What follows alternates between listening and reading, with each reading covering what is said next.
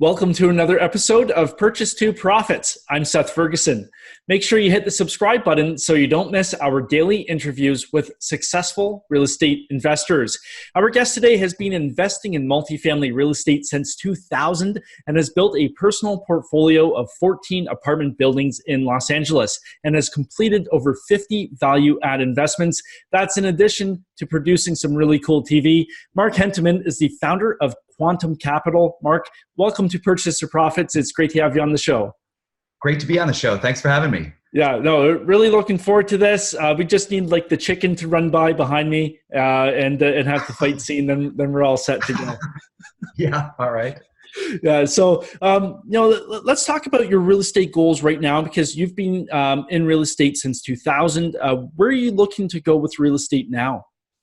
Well, in the last couple of years, I've built about 21 multifamily buildings in LA is what I'm invested in. I think maybe we need to update the bio that I gave you.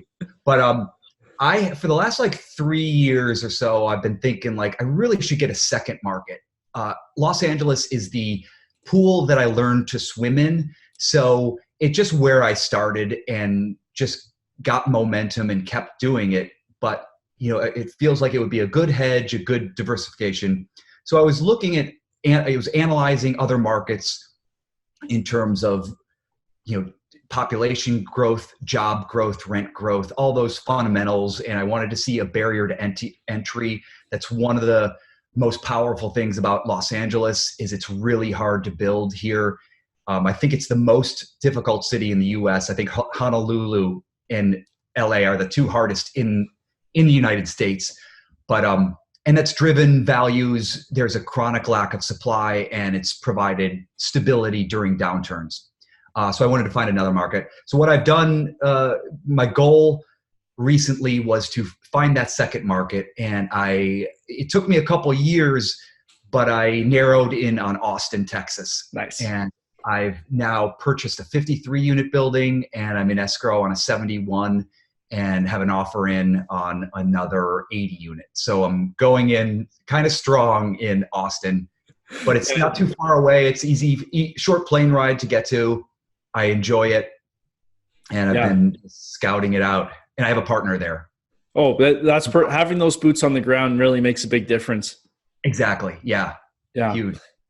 So what was it, what was it like exploring a market, because you had been involved in LA for quite some time, what was it like just, putting that on the back burner and saying, hey, listen, I'm jumping in brand new, I'm fresh. What sort of things did you have to do to get yourself comfortable? I just read everything I could and analyzed data on different cities. And I wanted to see a couple, I kind of made a list of what I wanted to see in this new metro area that I wanted to pick. And it was definitely, I wanted it to be top 10 or top 5 population growth. I needed to see job growth. I wanted to see a tech city, like a growing tech city. I wanted to be a younger population and rental growth. And then I wanted to see that barriers to entry. I kind of had all my criteria and then just did a lot of reading and research. And, Austin, there was a couple other ones. Salt Lake City, I liked a lot. There was some further east, but I wanted it to be easy to get to. But I think it came down to Austin and Salt Lake City. And I really liked, the fundamentals on Austin are pretty remarkable right now. It's the fastest growing city in the United States. Like I said, it's got those barriers to entry. It's got the regulations in Texas, especially. Texas is so, anything goes. But in Austin, it's got the regulations. It's got the restrictions and those barriers to entry that, like I said, keep LA so strong. And it's going to be helpful to have those when, hyper supply starts to creep in. It prevents hyper supply. Yeah, for sure. And how did you find getting exposure to the local brokers in the Austin market? Because you're coming in without any broker network there. What sort of things did you do to start getting that deal flow? I started calling brokers, and you know what the trigger was? Is like I said, it took me like 3 years of foot dragging before I actually did it. And one of the key things is someone reached out to me on Bigger Pockets. Are you familiar with Bigger Pockets? So Yeah, someone yeah. reached out to me, and he's like, "Hey, I heard your podcast. Do you think we could do a call?" And I said, "Sure." And I got on the phone with him and was going to help him out. He was a new investor, and he had a handful of properties, and he was in Austin. And then after our conversation, I think I hung up. I think we just ended it. But then afterwards, I was thinking, I'm like, Austin is the city I want to be in. This guy seems smart, and he's active, and he's very motivated. So I called him. I emailed him. I was like, by the way, I am looking to get in Austin. So if you want to discuss, partnering on something, let me know. I'm looking at deals. And then he was very motivated, and he he found a couple deals. I underwrote them. He underwrote them, and we're off to the races. And I've been there. I think every couple months I've been flying there to take a look at the buildings and figure everything out. Yeah, that's the power of the podcast, right? That all came from an interview. That's great. I know I probably would still be wanting to invest in Austin today, and probably would not have done it because it's just, when you contrast I know so much about LA, and when I see a building come on the market, I know that block, I know the neighboring buildings, I know what, I've digested 5,000 transactions it's got to be over the last couple of years, and I know where they're selling, what the metrics are, and just going into a new market and not having any of that info is intimidating. Yeah, for sure. But how did you get involved in real estate anyway? Because you had your, I guess, your main gig, with TV and stuff. So how did this all transpire? Yeah, I didn't set out to be a real estate investor. It kind of found me. I wanted to be a writer.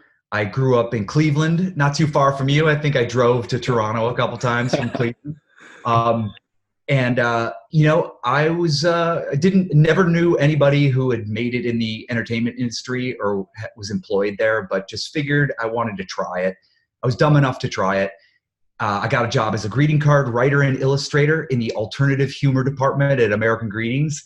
Alternative humor. You have to. Okay, what is alternative humor? Oh, it was. So we had conventional humor, and you have conventional cards, and that's where they're all poems and syrupy.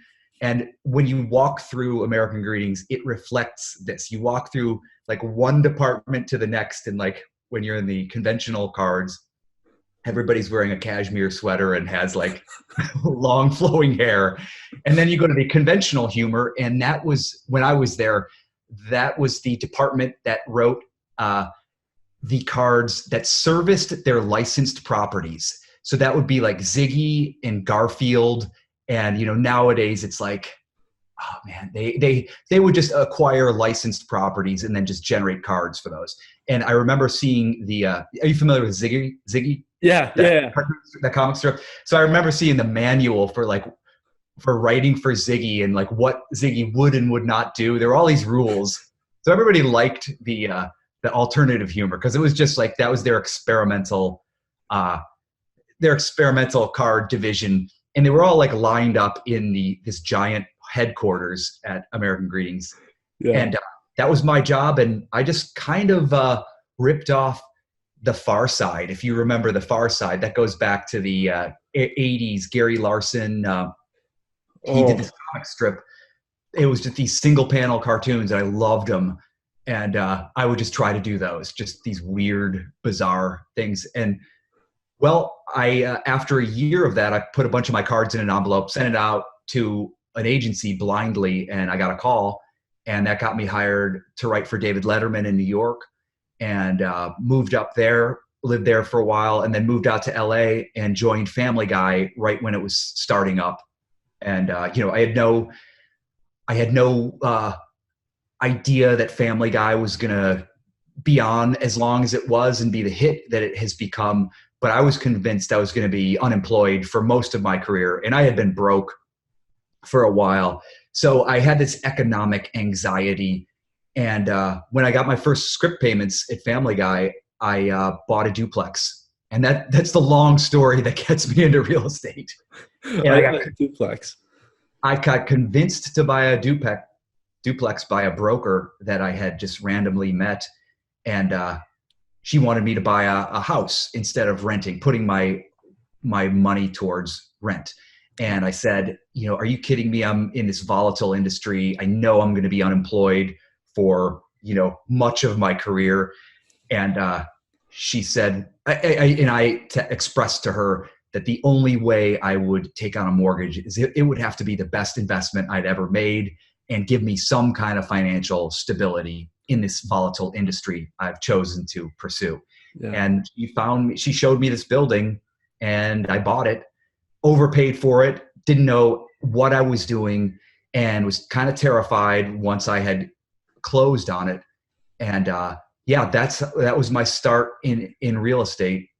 And I went from being convinced that I had made the biggest mistake of my life in those first 12 months of owning that duplex to, there was some turnover and I increased the rents. And then I was like, hey, well, maybe this isn't so bad. Maybe this isn't such a huge disaster in year 2. And then by year 3, I think I refinanced, pulled out most of my equity, and, the appraisal, was maybe like 60% more than I had paid for it. And I was like, this is the greatest thing ever. I'm going to do this for the rest of my life. It was paying the rental side was paying most of my mortgage and expenses. And I was like, this is the perfect thing, because when I was always thinking when I'm unemployed, I'll be able to survive and pay my bills. Yeah. That's a really cool story about how you got into it. But how did you, what did you have to change about how you thought about real estate in order to go from a duplex to, let's say, a 75 unit property? There wasn't much of a change. I remember sitting in my duplex and I would read a lot of books. I started reading a lot of books. I was like, this is kind of an amazing vehicle. And I was thinking this is the perfect thing to provide a hedge against the uncertainty of the career I'm pursuing. And I was sitting in that duplex, and I would always look out the window at the 6-plex and the 4-plex across the street. I was like, wow, yeah, those have more, in a 6-plex, wow, that would be the life. Like someone moves out and you got 5 more units generating income. And so I knew economies of scale very, very early on. I was like, yeah, this duplex is nice, but volume, the economy of scale is the way to go. And so I was always been towards growing the unit size. Yeah. And, obviously, the debt's a little bit different, how that's structured from a duplex or a, 4-plex to a commercial property. How did you find that? Did you find that the differences held you up, or did you find it was a pretty easy transition? No, I think I always, LA is a big city that I didn't know much about when I got out here. But, I got to say I've been helped along the way by some people, some professionals in the business that just, I recall looking back, the transition into multifamily was very easy. I think I had brokers that helped me, and I also had loan brokers that it was a non-issue going from residential financing to commercial financing. Yeah, I jumped in. I think I had income. The income was good, and has helped me throughout. That I'm not only an investor, but I've got good income on the W-2 side. Yeah, for sure. And have you developed any routines or rituals that have helped make you successful in real estate? I'm trying to. I'm always trying to develop routines and rituals. Yeah, I guess, there's personal rituals, and then there's real estate related analytics that I've adapted.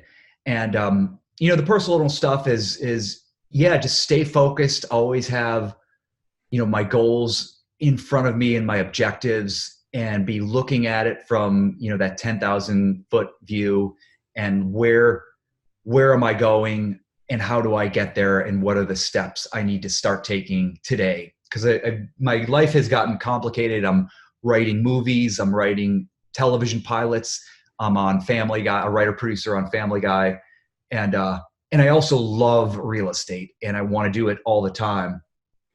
And so I just really have to systematize things. Yeah. But that's my personal stuff. On the real estate side, I think my rituals are, I've got a wide network of brokers. They email me. I sift through emails. I have a little folder on my desktop saying, contenders, and I sift through, hundreds and hundreds of listings a month, and I'll just drop the good ones into that folder. And my criteria is kind of a combination of cost per square foot and cap rate. And I like to find a $250 cost per square foot that may, you're in a big metro, Toronto, so that you get that's like that's a inexpensive cost per square foot, probably. I know a lot of investors in the United States are probably thinking $250 a square foot is astronomical, but the average, the cost to build in Los Angeles is about $500 a square foot. So when I find something at 250, I know I'm buying it at half of replacement cost. That makes me gives me a cushion, a comfort level for next time. Real estate's cyclical. We're going to go through a downturn, and I got this big cushion that I can endure it. And it served me well during the 2008 real estate collapse. But and then I try to combine that with a 5 cap, about a 5 cap or 5.2 cap, which is not easy to find in LA, and probably similar in Toronto, but they're there. They're usually a little rough.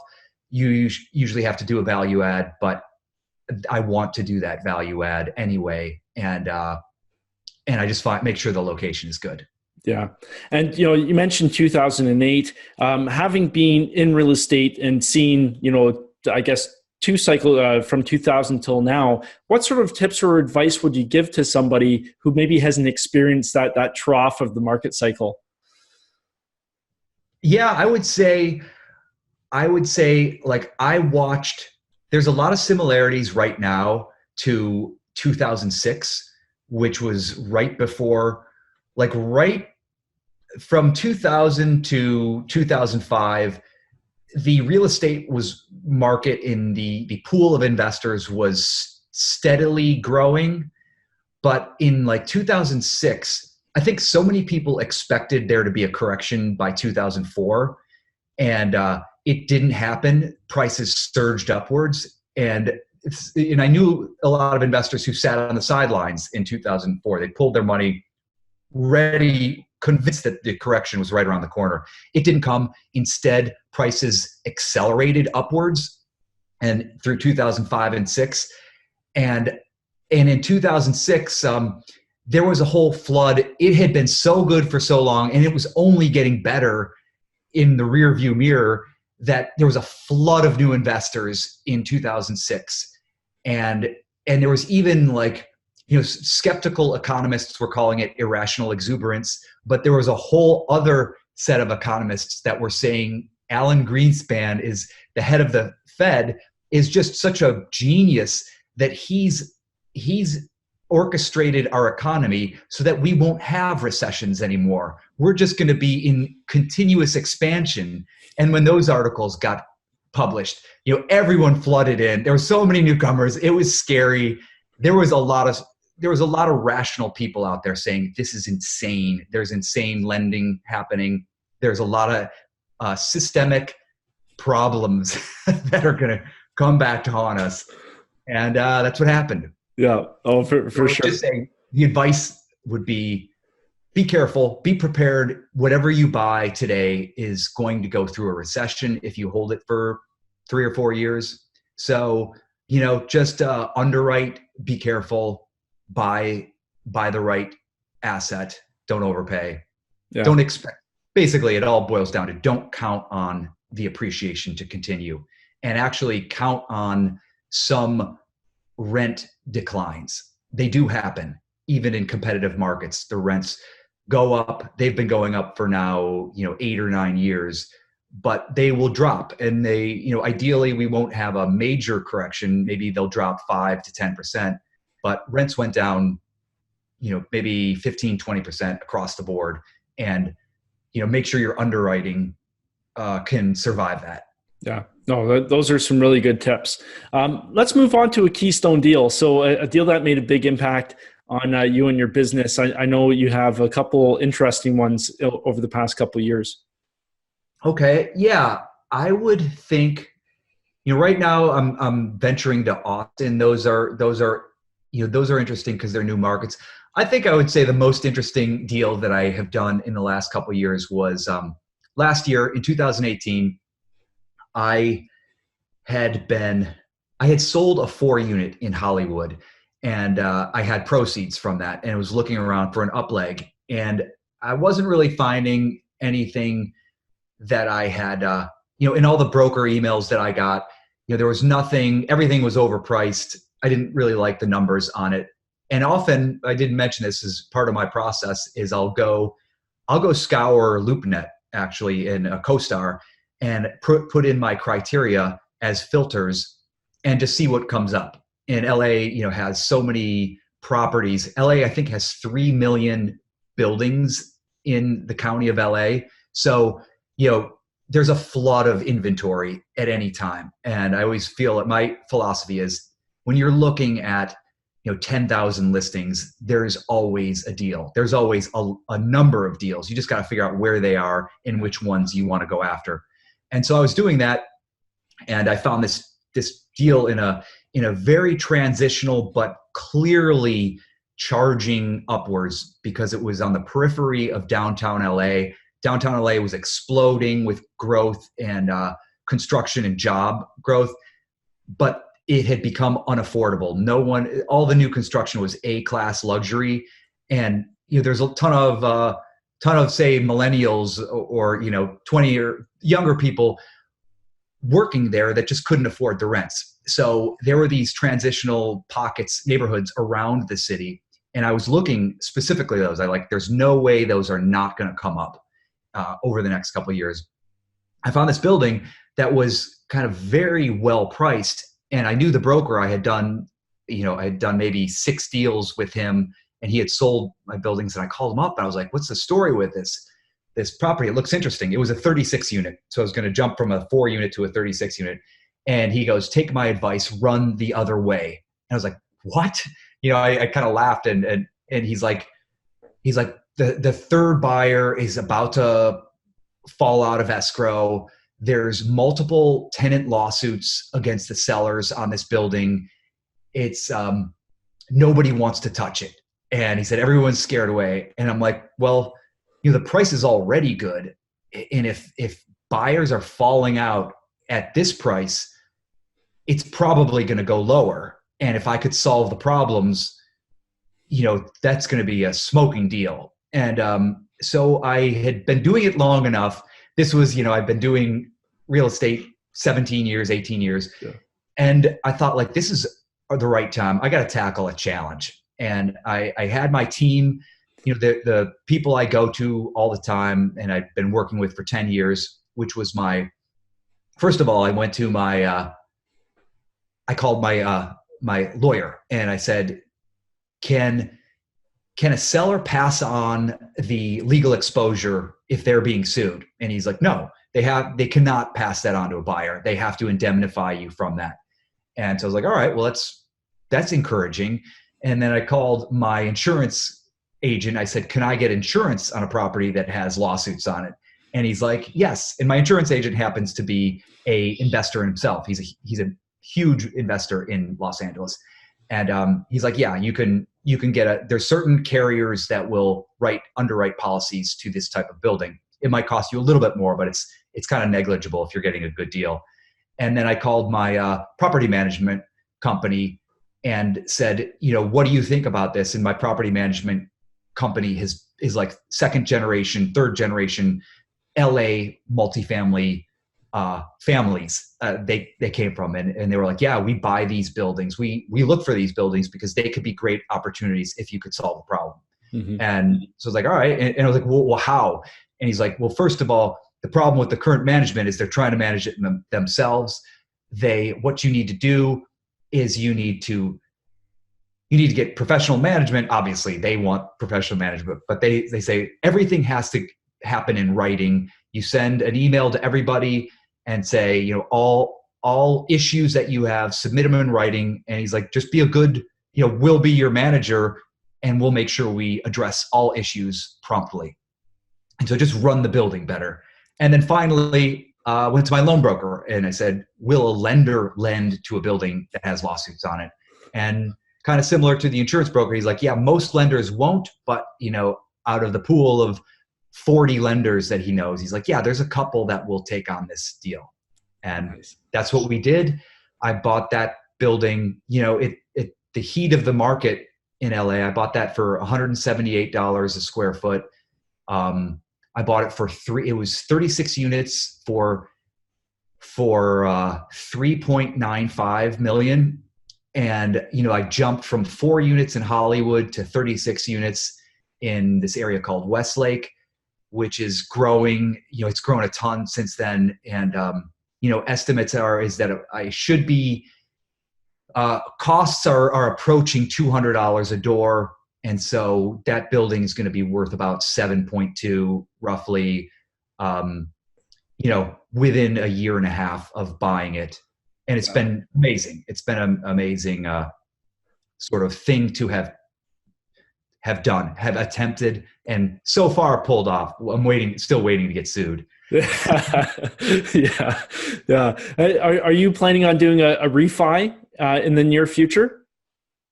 I'll probably hold on to that for a couple more years. I have prepaid penalties. I think I have prepaid penalties. I'd have to look. I kind of analyze.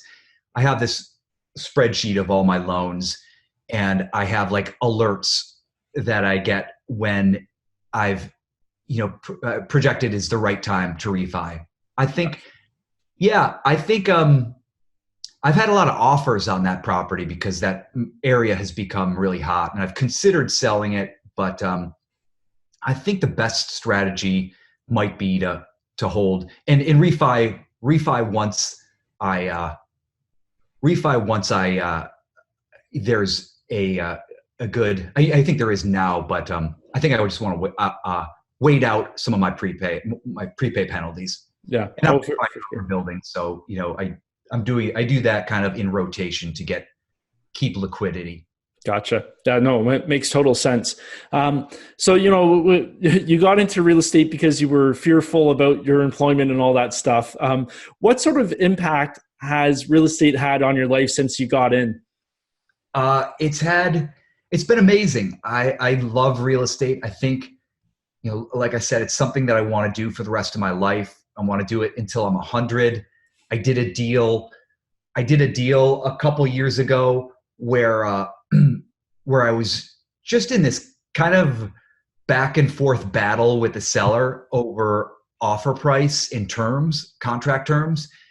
And we went on for maybe a couple weeks back and forth, and we finally got an accepted offer. And a couple days went by, and I called the broker and I said, yeah, what's the deal? Like, why do we have I thought we had a deal. How come the seller hasn't signed the agreement?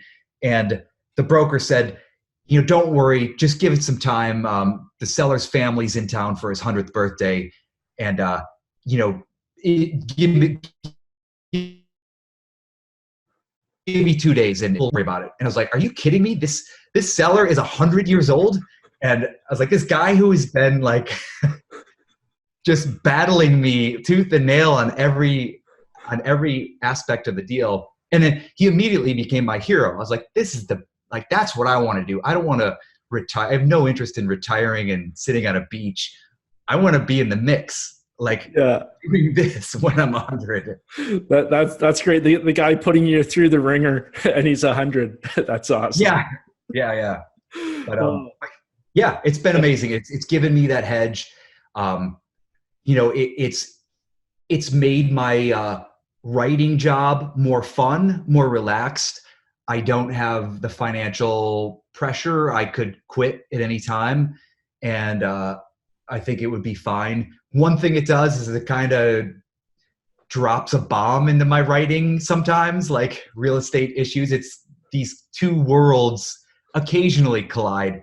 I actually think back, and it's remarkable how well they've worked in conjunction with each other. But there are times when, there's a big event in real estate where there's a closing or a sale, when I'm on a deadline for writing as well. And I'm like, what am I doing?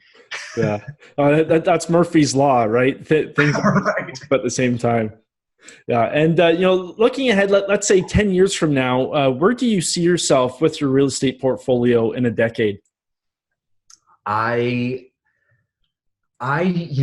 I'm a little negligent on planning long-term goals, but I'm guessing in 10 years, I will be at 1,000 units or more, maybe 1,500. I started a company 2 years ago just called Quantum Capital, just to formalize a little bit what I do. And I got into, I had been doing syndications very informally with like people in the entertainment business for 8 years now. But I kind of formalized it when I set up that company and went out to other investors out there. And so I think I'll grow that. And it's exciting to me. It's totally different than my writing world, where I'm in the world of imagination and silliness. But it's really exciting to me to build a business. Oh, for sure. Love to do that. Continue doing. You've got that, that right brain and left brain thing going on, and it's really cool. I love it. I come home from like racking my brain for jokes all day and not knowing, or either that or else agonizing over a script. Like, does this work? Does this scene make any sense? It's really refreshing sometimes to come home and just be like, numbers. I can't wait to do math and numbers and things that are concrete and look at a building. I love how concrete real estate is. It's physical. It's there. It's real. You don't second guess yourself about what the creative process has, challenges of its own. But then I get burned out. I think maybe this summer I'm getting a little burned out on, just real estate, nonstop real estate for now 2.5 months. Because I need to place, large amounts of money from 1031 exchanges, and it's just been nonstop. And I'm like, I can't wait to just go in a writer's room and be silly and act like a fourth grader and laugh. Yeah, no, that's so interesting how you can just go back and forth and it works really well together. That's great. So, if somebody's looking to reach out, you mentioned your company, Quantum Capital. If they want to learn more about what you're doing, where can they find you? You could visit our website at quantumcapitalinc.com, and you could reach out to me directly at mark@quantumcapitalinc.com. And perfect. That's great. Well, Mark, just want to say thanks so much for taking the time today. I had a blast talking with you, and thanks for sharing those really helpful tips. Of course. Yeah. Thanks so much for having me on. It was fun. Yeah, it was my pleasure. And to you, our viewers, I wish you well on your journey from purchase to profits. See you next time.